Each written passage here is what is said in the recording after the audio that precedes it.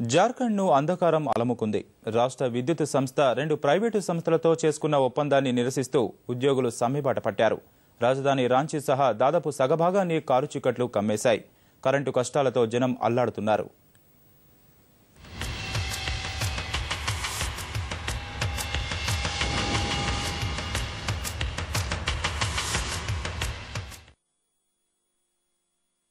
జార్ఖండ్ విద్యుత్ బోర్డు ఉద్యోగులు సమ్మెబాట పట్టారు. విద్యుత్ బోర్డు జేఏసీబీ విద్యుత్ పంపిణీకి సంబంధించి టాటా పవర్ కోల్కతా విద్యుత్ పంపిణీ కంపెనీతో అవగాహన ఒప్పందం కుదుర్చుకుంది. దీన్ని నిరసిస్తూ ఉద్యోగులు విధులు బహిష్కరించారు. ఈ పరిణామాలతో రాజధాని రాంచీ సహా ప్రధాన పట్టణాలైన బొకారో, హజారీబాగ్, ధన్బాద్, లాతేహార్లో చీకట్లు అలముకున్నాయి.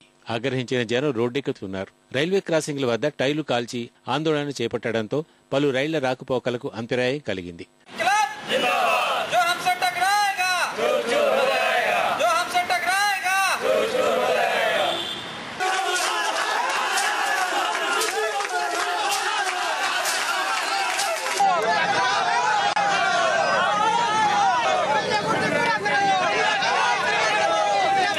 अंधेरा में सर मार्केटिंग करना पड़ रहा, मार्केटिंग डाउन है, यही बहुत सर पानी से लेकर सर हर एक चीज प्रॉब्लम हुआ लाइट नहीं रहने से, और आगे भी सर हो ही रहा है।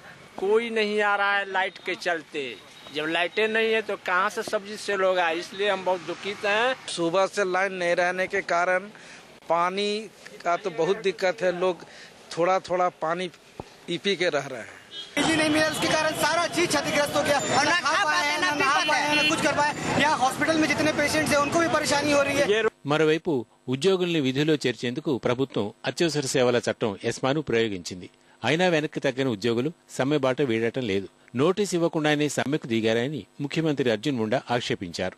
हमें गांव के साथ साथ खेत तक बिजली पहुंचाने की आज बाध्यता है, जरूरत है।